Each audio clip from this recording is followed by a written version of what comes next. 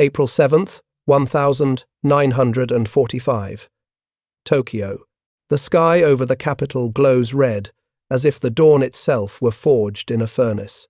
Captain Masao Suginaga adjusts his leather gloves inside the cockpit of his Ki-84 Hayate, the Empire's most advanced fighter. Beneath him, the airfield hums with precision, the rhythm of a nation that still believes in control. He feels calm, confident. For 3 years he has fought the Americans across half the Pacific. He knows their machines, their limitations, their mathematics. American fighters are short-legged, heavy, predictable. They fight bravely, then turn back, always back when their fuel runs thin. He smirks beneath his oxygen mask. They build airplanes like they build cars, he once told his men. Powerful, yes, but clumsy. Dependent. Bound by distance. Here, over Japan's homeland, distance itself is the Empire's ally. The Pacific has always been their greatest weapon, an oceanic moat no American engine could cross. But this morning, something feels off. The air is heavy, the horizon unusually bright. In the command shack, radios stutter with static and uncertainty. Unidentified formation. Multiple silver aircraft approaching from the southeast. Suginaga frowns. Southeast? That's impossible. The nearest American base lies hundreds of miles beyond the limit of any fighter's range. The numbers don't work. The physics don't lie. He dismisses it, probably a false report, a trick of radar, a nervous recruit confusing reflections for airplanes. His crew chief, Sergeant Yamamoto, pounds the fuselage. Captain, emergency scramble. The Hayate's Nakajima Ha-45 engine roars alive, vibrating with the confidence of a civilization that believes it understands power. Suginaga pushes the throttle. The ground blurs. The sky opens. At 15,000 feet, sunlight catches something on the horizon. Silver flashes, sharp and precise, cutting through the haze above Tokyo. Not bombers, not carriers spawn. Something else. He narrows his eyes. The light grows larger, faster, approaching from the direction no enemy should ever come. For the first time in years, calculation fails him. Southeast. Impossible. In that instant, the Empire's certainty fractures. Because what's racing toward him is not just an aircraft, it is a revelation in aluminum and logic, a machine that will erase the boundary between arrogance and truth. The age of distance is over. To understand Captain Suginaga's disbelief that April morning, we must enter the mind of an empire convinced that the laws of physics favored its survival.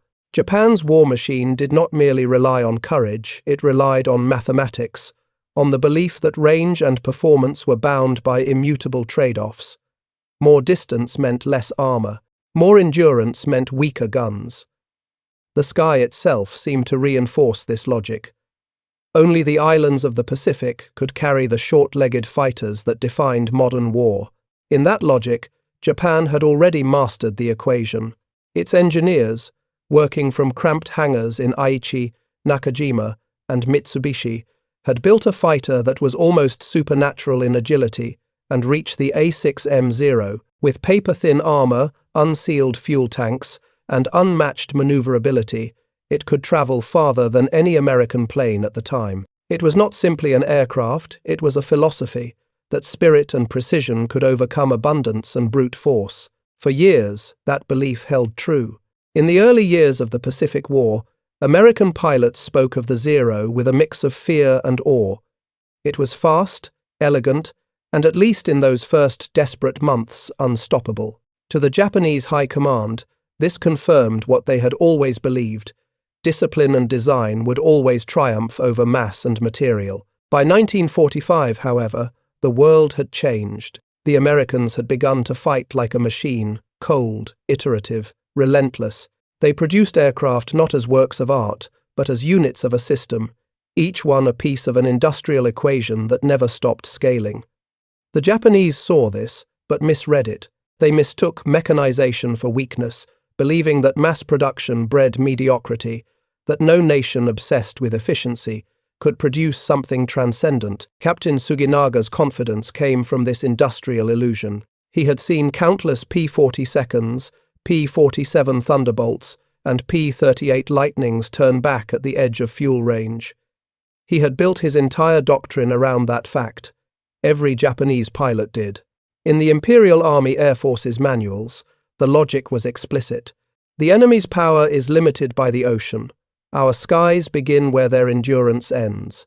That line, simple, mechanical, fatal, was repeated like scripture, and like all dogmas, it blinded them to change. By 1945, American factories were producing machines that broke those boundaries one equation at a time. They had perfected a new engine, the Rolls-Royce Merlin, reborn in Detroit as the Packard V1650, and installed it in a sleek frame called the P-51 Mustang. Its genius lay not in one component, but in the synchronization of all. Aerodynamics, fuel efficiency, compression ratio, and production standardization. The Mustang was not built to duel, it was built to endure. Its range, when combined with external fuel tanks, exceeded 850 miles. Its fuel system was engineered for altitude and heat. Its laminar flow wing reduced drag by nearly 30%. Its Merlin engine consumed fuel with an efficiency no Japanese engineer could match. And it was being built not by hundreds, but by thousands. Yet Japan's military culture could not comprehend such a machine. To them, a fighter was a samurai, an expression of mastery, not a cog in a machine. To the Americans, it was the opposite. The Mustang was not a warrior's sword, it was an industrial organ, an extension of a logistical empire that reached from Kansas to Saipan to the burning skies over Tokyo.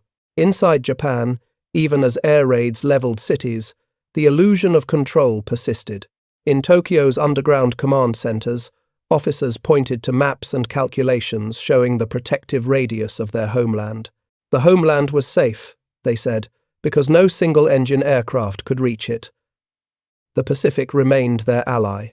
Distance, once an obstacle, had become a delusion of safety. In the months before that April dawn, Japanese interceptors Ki 61 seconds, Ki 84 seconds, zeros still dominated the home skies.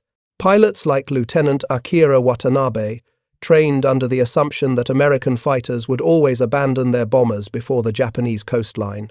They called this point the line of endurance, a border written in fuel consumption tables and flight test reports. Beyond it, they believed, the enemy vanished. To defend Japan, they didn't need to win, they just had to wait for the Americans to run out of fuel. It was an equation they trusted more than radar, more than doctrine, more than reality itself. That's why, when reports came of silver aircraft over Tokyo, the first reaction wasn't fear, it was denial. Engineers, officers, and pilots alike dismissed it as an impossibility. Even when the first visual confirmations came in, few believed it. The flight range, the altitude, the timing, none of it made sense. They had miscalculated not just a machine, but a civilization. Because the Americans had not built a longer-range fighter. They had built an entire industrial ecosystem that made such range possible, refineries that produced high-octane fuel in unimaginable quantities, assembly lines that ensured parts were interchangeable across continents, logistics chains that could feed a war thousands of miles from home. In truth, the P-51's range was not born from wings and tanks, it was born from organization, and that is what Japan had never understood. While its engineers refined the art of craftsmanship, its enemy had refined the science of systems. Where Japan's war machine saw beauty in precision, America's saw power in standardization. The result was not a better pilot or a better plane, it was a better civilization for war.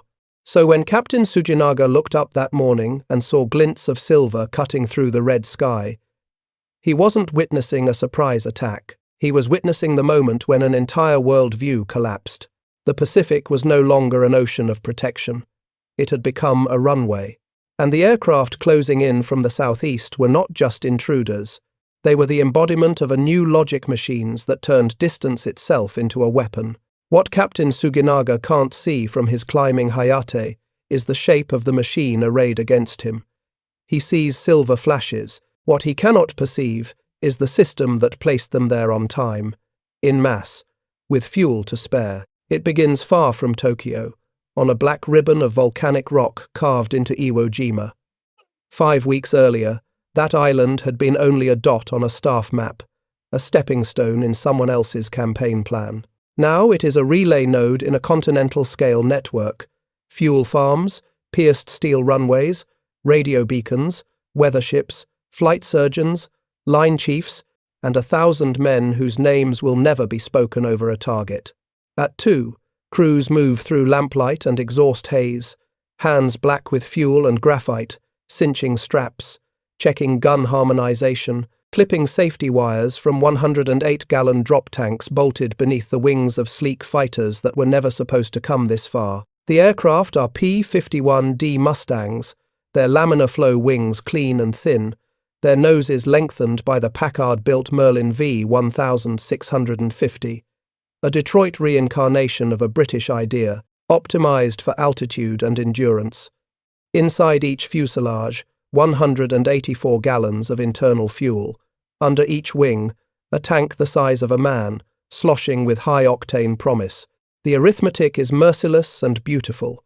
Internal 184 plus external 216 equals a margin the old world never imagined. With careful mixture, at cruise and height, this machine carries not just range, but choices, the one luxury every Japanese pilot believes the enemy lacks. At Iwo, Major Robert W. Moore, 15th Fighter Group, 45th Squadron, walks the line with a clipboard.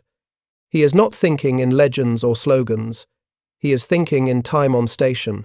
He is thinking about B-29 formations that will plow through jet stream headwinds toward Musashino, the Nakajima complex whose furnaces feed the Empire's sky. The plan is not heroic. It is procedural. Rendezvous, climb, lean, check temps, cross the kill line, shepherd the bombers, and if the opportunity opens, hunt. When the formations lift, the ocean below is an iron plate, cold and featureless. Radios click in coded brevity call signs, block altitudes, fuel states. The Americans are not guessing. They have weather reconnaissance. They have navigation fixes. They have a doctrine written by men who understand that the shortest path through a war is the one paved by repeatable processes. By first light, the Mustangs are southeast of Tokyo, exactly where no Japanese officer ever placed an American single-engine fighter. The edge that Suginaga trusted has moved. It did not move by accident or by courage. It moved because a civilization taught itself to organize combustion at scale. On the climb-in, pilots sit behind sliding canopies that whistle with speed. The Merlin's note is taut and civilized at cruise, brutal when the throttle goes through its stop. Gauges are steady. The checklist ritual is muscle-deep now. Mixture auto-lean. Props set. Tanks left external. Radiators auto. Oxygen on. Under the wings, the paper-skinned drop tanks drum softly in slipstream. They are not ballast. They are strategy. Tokyo arrives like a revelation in the windscreen smoke, geometry, sun cutting along the river's edges. A voice on the net. Blue flight. Tally 15. Maybe 20 single-engine fighters northeast Musashino. Another voice. Calm and ordinary. Drop tanks on my mark. It is the kind of order Japanese pilots expect to hear only after a short, desperate engagement, when the last fumes rattle in carburetors. Instead, it comes before the fight surgical, planned. Moore's flight toggles their jettison switches. The tanks fall, tumbling silver bells toward a city that believed itself protected by arithmetic. In that instant, every Japanese assumption tears along its seam. Those tanks are not empty. The Mustangs have fuel margins large enough to be spent on tactics, not survival. They can trade altitude for speed, speed for angles, angles for kills, and still go home across an ocean. Across the sector, Lieutenant Akira Watanabe calls from Haneda airspace, voice tight with the residue of doctrine. The Americans come in fat and slow. Their fighters turn back at the coast. But over Musashino, he sees something that rejects his training with a physical, almost moral violence, single-engine fighters moving like they own the map. Their maneuvers are not conservation, they are initiative. On another frequency, Captain John B., Hampshire, 506th Fighter Group, rolls his P-51 into a high-side pass and speaks to his wingman with a composure that carries farther than his words. They don't understand. We can stay. It is not a taunt, it is a verdict. Suginaga finds one of the silver machines nose on, and the world compresses to tracers and drift. His 12.7mm guns chatter. The Mustang answers with 50 seconds that lay parallel lines of incandescent math across the morning. They break. In every previous long-range fight he has flown, this is where the enemy extends and prays to reach the line of endurance. Instead, the American reverses immediately, pulling into a climbing turn that burns fuel like a torch. The gesture is indecent, wasteful, or so he has always been taught. The Mustang keeps turning. Elsewhere, Captain Tomojiro Ogawa sees the trap late. He follows a diving P-51 and discovers that high-speed handling is a weapon in its own right when fuel is not a leash. The American trades altitude for control, then converts control back into position, then into fire. This is not improvisation. It is doctrine executed with surplus power, surplus fuel, surplus training cycles earned by factories that never sleep, and teachers who measure performance in curves and charts, not mystique. From the ground, controllers attempt to rebuild reality with language. Report status. Are the Americans withdrawing to their carriers? No one answers that there are no carriers within 500 miles, because the old map is still taped to the wall, the map where distance is permanent and oceans are walls. Up here, the new map is written in Merlin manifold pressure and gallons per hour. When a Japanese fighter goes down, it is not just metal that falls. It is a theory. It is the belief that range poisons agility, that endurance cancels aggression, that a man who has come a long way must fight carefully, fearfully, briefly. The P-51 proves that when an aircraft is embedded in the right industrial metabolism, distance becomes prelude, not prison. By 7:14, the sky over Musashino is quieter. Fire columns find their own weather. 2 Mustangs carry scars and keep formation, noses pointed back to the southeast and the black ribbon that waits beyond the horizon. Behind them, the frequency is a low chorus of disbelief. Surviving Japanese pilots circle on fumes and questions. The most important question is simple, almost childlike. How did they get here? And it contains the entire defeat, because the answer is not a secret engine, or a brave pilot, or a perfect wing. The answer is a system, a civilization that turned fuel, factories, training, shipping, and planning into a single, long, continuous motion that began in the American heartland and ended above Tokyo at dawn. The truth that dawned over Tokyo that morning did not begin in combat. It began in design rooms, factories, and refineries thousands of miles away. What Japanese pilots witnessed as impossible flight was, in fact, the visible tip of an invisible infrastructure. A continental machine of logistics, chemistry, and precision manufacturing. The P-51 Mustang was not born as a miracle. It was born as a problem-solving algorithm inside the industrial bloodstream of the United States. In 1940, when Britain pleaded for aircraft to replace its Spitfire losses, engineers at North American Aviation, led by Edgar Schmood, an immigrant German engineer, promised to design an entirely new fighter in 120 days. That claim itself was an act of industrial audacity. In a nation where car plants could turn out engines by the minute, the idea of designing a new warplane within months no longer sounded insane. It sounded inevitable. By the time Japan's home skies burned in 1945, that same design had evolved into a weapon of precision and endurance. Its wings were crafted with laminar flow airfoils, surfaces so smooth and mathematically exact that air slipped across them with minimal drag. The difference was not aesthetic, it was systemic. A laminar wing could extend range by hundreds of miles without adding an ounce of fuel. To make those wings, American production lines demanded surface tolerances within 0.003 of an inch, a degree of machining impossible in Japan's fractured wartime economy.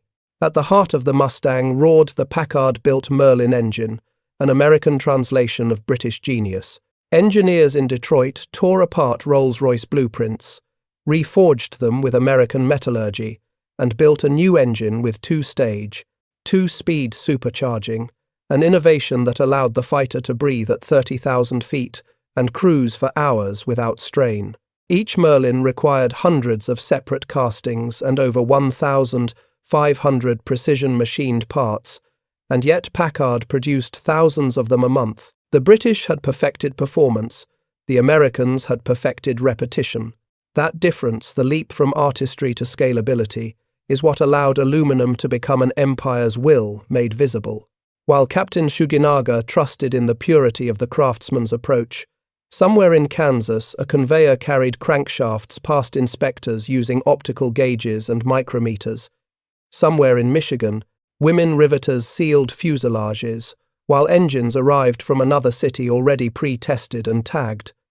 Each worker was a note in a symphony that no individual could play alone. Every P-51 that rolled from the line was not a standalone weapon, it was an iteration in a living system. In 1944, while Japan's aircraft factories struggled to repair bomb damage and assemble parts by hand, the United States had already synchronized an industrial choreography so vast that it blurred the distinction between engineering and orchestration. At Inglewood, North American Aviation ran shifts 24 hours a day. The factory covered 70 acres of concrete and steel. Along its roof lines, blackout curtains disguised the plant as a suburban neighborhood from enemy reconnaissance. Inside, over 16,000 workers built Mustangs with such consistency that an aircraft could be assembled in less than 10 days. Every rivet pattern was documented, every torque setting standardized. When the war began, aircraft were built like sculptures. By 1945, they were built like code, a sequence that could be executed anywhere the industrial language was spoken. Fuel followed the same logic. To lift a single Mustang from Iwo Jima, the Pacific needed to function like an automated bloodstream. Tankers from the west coast steamed to the Marianas, offloading to depots that fed floating fuel pipelines across 4,000 miles of ocean. At Iwo Jima, Seabees had carved 3 intersecting airstrips into volcanic rock only days after the island's capture. Beneath those runways lay hundreds of miles of buried steel pipe, pumping high-octane 100 over 130 aviation gasoline from coastal tanks into waiting fuel trucks. Every drop of that fuel was a product of chemistry, as refined as any aircraft design. Distilled in refineries at Baton Rouge, Houston, and Baytown, its formula optimized to withstand the high pressures of supercharged engines. Japan, cut off from oil, refined gasoline of far lower octane. Its engines coughed at 1,400 horsepower. The Merlin sang at 1,695. This was not merely a contest of aircraft. It was a contest of energy organization, the ability to command molecules at will. From the factories came the logistics networks, arteries of movement, feeding an air campaign that operated with mathematical rhythm. When the U.S. Army Air Forces began their very long-range VLR operations from Iwo Jima, the process became ritual. Briefing at 2 hours, takeoff at 3:45, assembly of bomber stream by dawn, rendezvous with Mustangs over open water, penetration of Japan by first light. Every fighter's radio navigation was linked through LORAN stations, each signal triangulated by oceanic transmitters. Ground crews used slide rules and logarithmic charts to calculate fuel consumption down to the minute. No improvisation, no prayer, only procedure. The Japanese Air Defense Command, relying on human spotters and visual range estimates, never saw the system coming. To them, warfare was still a test of awareness and reaction. To the Americans, it was a problem of flow control. When the first P-51 seconds escorted B-29 seconds over the home islands, even the bomber crews could hardly believe the sight. Single-engine fighters forming up beside them halfway through the mission, wings level, fuel tanks still attached. To the Japanese, the event looked supernatural. To the Americans, it looked like a spreadsheet balancing itself. The anatomy of the system extended beyond airframes and fuel. It reached into training philosophy. Each Mustang pilot was a product of an industrial pedagogy. Standardized curricula, flight simulators, instrument drills, endless repetition. While Japanese aces relied on intuition and experience, American pilots relied on statistical feedback.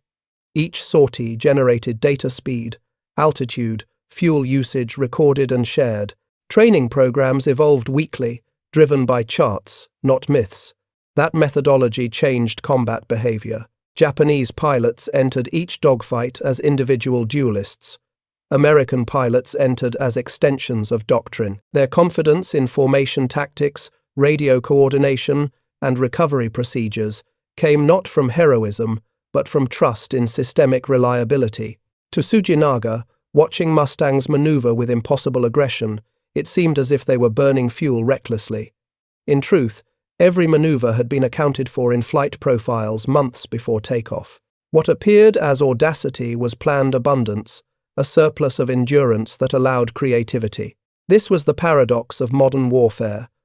Only through absolute structure could spontaneity survive. Even the enemy's failures were managed. In Japan, every crashed aircraft was a loss of irreplaceable material. In America, every wreck was data. Engineers at Wright Field collected fragments from downed Mustangs, logged failure points, adjusted designs, and uploaded corrections into production lines within days. By the time one batch of aircraft reached the Pacific, the next was already improved. This iterative feedback loop was unprecedented in warfare.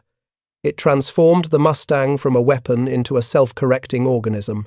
By 1945, the US war machine functioned like a distributed computer, inputs from the front, processed through factories, outputs returned as upgraded machines. The Mustang's perfection was not the result of one genius, but of a civilization that had learned how to industrialize learning itself. Meanwhile, the Japanese Air Force was collapsing under the weight of its own philosophy. Factories scattered across Honshu and Kyushu produced aircraft by hand, each slightly different from the last. Engines required tuning by ear. Replacement parts were fitted by craftsmen rather than machines. Supply convoys were bombed before they reached the mainland. In that chaos, no two planes were identical, no two tactics replicable. Japan had perfected the art of the individual. America had perfected the science of the repeatable. The difference became lethal. When the first P-51D Mustangs descended upon Tokyo, they represented more than aeronautical achievement. They were flying supply chains, metallic embodiments of organizational genius. Each plane that appeared over Japan's capital carried within it the cumulative precision of millions of hands that never saw a battlefield. In the burning skies above Musashino, every tracer streak was the end product of a continent's synchronized labor. The Mustangs were not conquering Japan, they were demonstrating that civilization itself had become a weapon. As the sun rose higher and Suginaga's instruments glowed orange in the haze, the pattern revealed itself. The P-51 was not winning because it was faster or stronger. It was winning because it belonged to a different age of logic, one where energy, production, and intellect were fused into a seamless loop, one where men were no longer the center of war systems were. Over the radio, snippets of chaos turned to disbelief. They're still here. They're not withdrawing. How can they stay? No one could answer. The truth was too vast to see from a cockpit. The empire had built its faith on geography. Its enemy had abolished geography. When the Mustangs finally turned south, climbing to cruising altitude for the journey back to Iwo Jima, they did so not as exhausted survivors but as industrial extensions returning to base for refueling. They had traveled more than 1,300 miles, fought over the enemy's capital, and still held reserve fuel. Behind them, Tokyo burned quietly, a city witnessing its own obsolescence. On the ground, analysts in Japan's Army Air Technical Bureau began reconstructing the reports. The math was unthinkable. Flight time exceeding 7 hours, combat engagement lasting more than 15 minutes, and yet all aircraft returned. They checked equations, altitudes, weights, none of it matched their worldview. How could a single-engine fighter cross an ocean, fight a battle, and come home? The answer sat not in aerodynamics, but in organization theory. The Americans had discovered something elemental. that industrial civilization could be structured like a machine, where every variable fuel, time, manpower, fed back into a unified operational equation. The Mustang was merely its expression, the visible consequence of an invisible order. From that day forward, the Japanese pilots who survived understood that they were no longer fighting men in planes. They were fighting a system that learned faster than destruction itself. The industrial machine was not just producing weapons, it was producing momentum. The war was no longer about courage or sacrifice. It had become about the rate of adaptation, the speed at which an idea could be transformed into metal, flown into the sky, and returned for iteration. And that, above all else, was the lesson written in the contrails over Tokyo. The Mustang did not defeat the Hayate. The system defeated the belief. The moment of collapse did not arrive in one explosion or one defeat. It came as a quiet realization, spreading through cockpits and command rooms alike, that every principle the empire had trusted was now a lie. Captain Masao Suginaga had grown up inside that lie. He believed, as every pilot of his generation did, that courage could compensate for scarcity, and discipline could substitute for industry. That morning over Tokyo, as his Ki-84 Hayate strained into a climbing turn, he felt that faith disintegrate. The silver aircraft that outturned, outdived, and outlasted him were not reckless intruders. They were proof that the Americans had rewritten the rules of endurance. In the chaos above Musashino, fragments of the old logic still struggled to assert themselves. Captain Tomojiro Ogawa, credited with 25 victories, saw one Mustang roll inverted into a dive.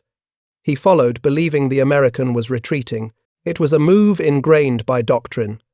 Long-range fighters, low on fuel, always disengage first. But this one didn't. At 8,000 feet, the P-51 pulled a high G reversal, converting its altitude into lethal energy. The burst of .50 caliber fire came like punctuation, the end of a sentence written by a civilization that no longer believed in restraint. Ogawa's Hayate shuddered, its fuel tank torn open by a line of incandescent metal. He managed one last radio call before the flames consumed him. If they can come this far, if they can fight this long, we have already lost the war. On the ground, Japanese ground control operators listened in silence as the sky filled with static. Their monitors, primitive by comparison, showed blips flickering and vanishing without pattern. They still asked the same questions, repeating them like prayers. How many are still operational? Are they withdrawing to their carriers? Where are they going? The answers were always the same. There are no carriers. They don't need them anymore. The logic of the Pacific, its islands, its distances, its fuel ranges had collapsed in one morning. The ocean had ceased to be a barrier. It had become a medium, a highway for systems that no longer cared about the old geometry of war. Lieutenant Akira Watanabe, his Ki-61 Hien damaged and trailing smoke, tried to shake a pair of Mustangs by descending into cloud. For a few seconds, he felt the illusion of safety return. Then the vapor split open, and the Americans were there emerging with full throttle and calm precision, still loaded with fuel. He couldn't understand it. His training told him the fight should have been over hours ago. He keyed his radio. These fighters, they're not running out of fuel. They're not leaving. No one answered. The truth had already reached every man in the sky. The sanctuary of distance, the mathematical certainty of defense was gone. Even survivors like Flight Sergeant Kenji Nakamura could feel the weight of this transformation. In his diary, he later wrote, "We once believed the homeland could never be reached by single-engine fighters. Now they arrive and leave as they wish. We have no sky anymore." To a generation raised on the creed of the zero, the purity of maneuver, the poetry of sacrifice, this was not merely defeat.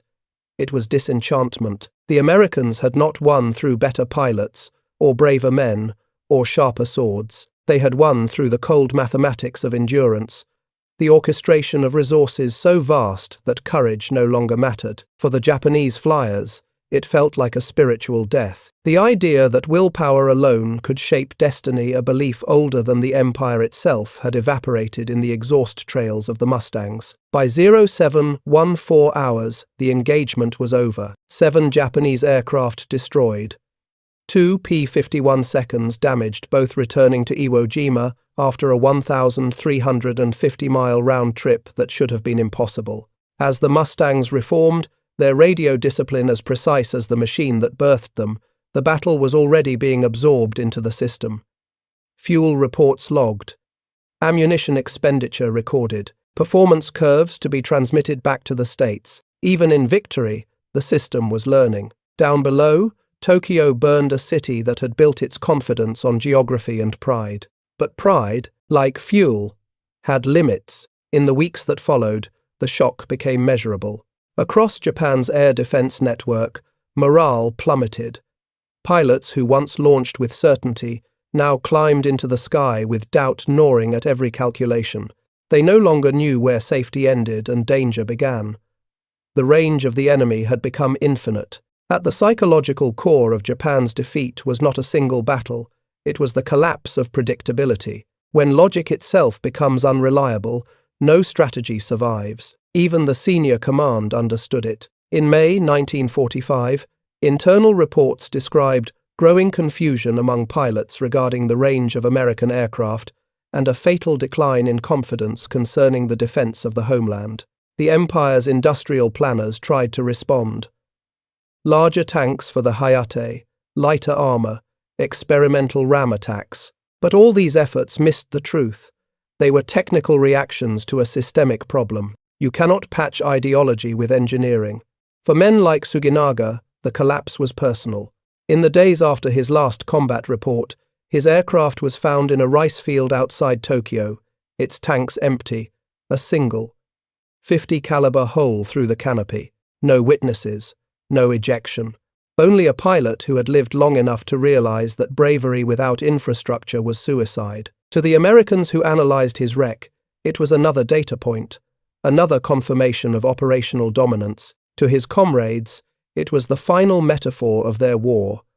A machine built for short, glorious battles, stranded and silent amid a landscape now ruled by endurance. That morning over Tokyo marked the end of Japan's aerial supremacy, but it also marked something deeper. The moment humanity understood that technology was no longer an extension of will, it was an alternative to it. The P-51 was not an aircraft. It was civilization's first long-range idea, proof that distance, once a law of nature, could be engineered out of existence. And as Japan's skies cleared and the survivors limped home, they carried with them the bitter clarity of that revelation. They had been defeated not by men, but by a system that turned fuel into reach, repetition into learning, and industry into inevitability. When the last contrails faded from Tokyo's morning sky, what remained was not silence, it was realization. The war in the air had become a reflection of something far greater than battle. It was a confrontation between two civilizations, two ideas of how power should exist in the modern world. Japan's idea of war was rooted in craftsmanship and virtue. Its airmen were taught that mastery of form equaled mastery of fate. The ideal pilot was an artist, a warrior, who sculpted victory through precision and discipline. In that worldview, machines were extensions of spirit, and the sky was a moral stage. America's idea of war had moved beyond morality. Its pilots were not artists. They were operators of a system that fused metallurgy, chemistry, mathematics, and management into something that behaved almost like an organism. To Japan, this felt soulless. To America, it felt inevitable. The P-51 Mustang represented this transition perfectly. It was the first true industrial organism, an object so optimized by data, design, and mass production that it transcended its own creators. It didn't need charisma, or ritual, or faith. It needed only input and feedback, iteration and scale. Its power was not in its engine alone, but in the network that sustained it. The refineries, the assembly lines, the fuel tankers, the men who wrote manuals and standardized procedures. When the Mustang appeared over Tokyo, it carried not the courage of its pilot, but the confidence of an entire civilization that had learned to replace uncertainty with process. This was the deeper message written in aluminum and fire, that in the industrial age, the individual no longer defines the outcome the system does. Japan's pilots could sense this shift without yet having words for it. In their diaries, in post-war interviews, they described the same haunting sensation. The Americans fought like machines, not men. They never tired, never hesitated. We fought emotions, they fought procedures. Those words were not insults, they were confessions. For the first time, they had encountered a force that fought without the exhaustion of faith.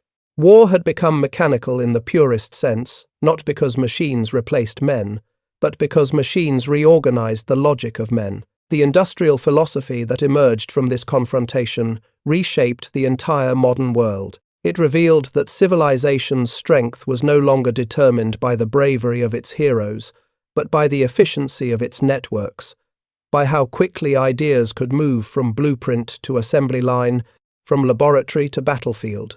America's genius was not its wealth, but its willingness to turn creativity into infrastructure. It could absorb invention at scale, automate ingenuity, and mass-produce reliability. Japan's genius, in contrast, remained artisanal, each plane, each pilot, each mission unique and irreplaceable. In peacetime, such refinement is beauty. In war, it is vulnerability.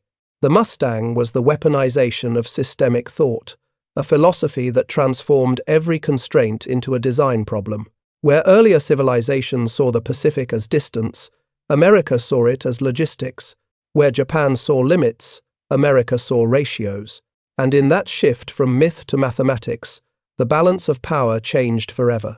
It was not the strongest or the bravest who prevailed. It was the civilization most capable of organizing complexity. The lesson extended beyond aviation, beyond the war. In the decades that followed, the same principles that powered the P-51 would shape the modern world. The assembly line became the model for globalization. The feedback loop of production and improvement became the logic of innovation. And the merger of human creativity with systemic structure became the new definition of intelligence. What happened over Tokyo was not just a military event, it was the birth of industrial consciousness. It was the moment when humanity realized that systems could evolve faster than ideologies, that technology could become a form of philosophy in motion. To the surviving Japanese pilots, that truth carried both awe and sorrow. They had fought with honor, yet lost to something they could neither hate nor understand, a civilization that had found a way to make organization itself a weapon. In the aftermath, when Japan rebuilt, it unconsciously adopted the very logic that had destroyed it. Its factories became temples of efficiency. Its engineers embraced modularity and process control. In a quiet irony of history, Japan would become one of the world's most systematized industrial nations, proof that even in defeat, civilizations can inherit the wisdom of their conquerors.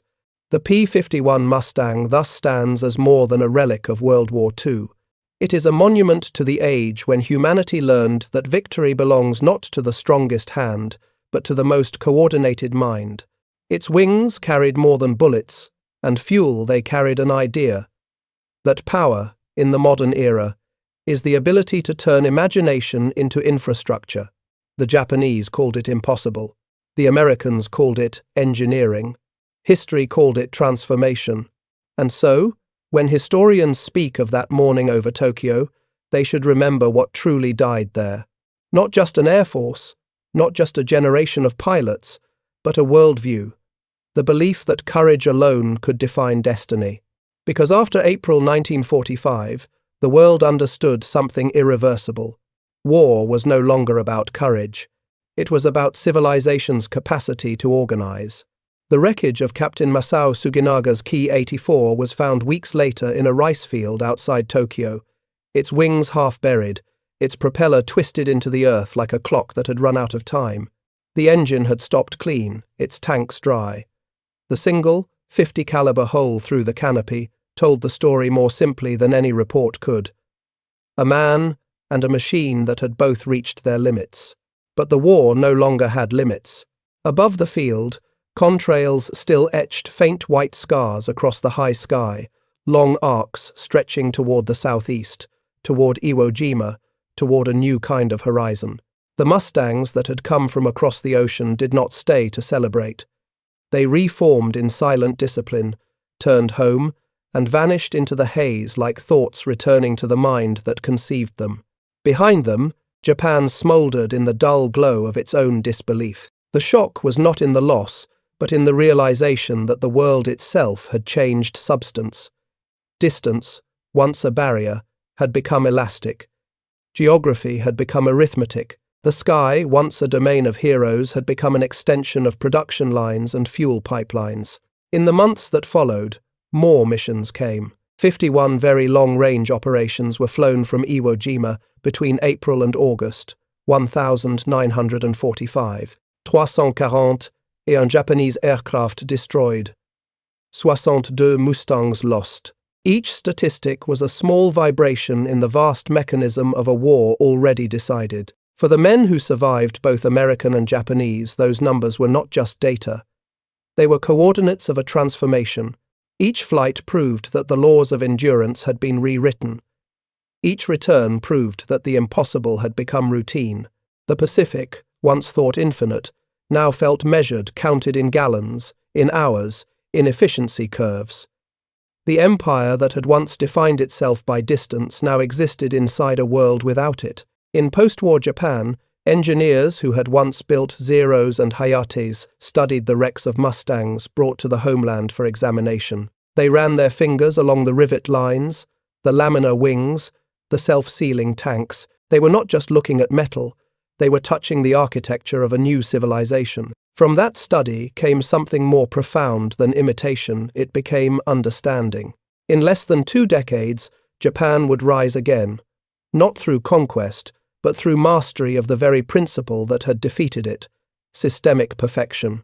The logic that once arrived over Tokyo in fire would return in peace, embedded in assembly lines, shipping ports, and transistor circuits. History has no sentiment for victory, it only records the direction of progress.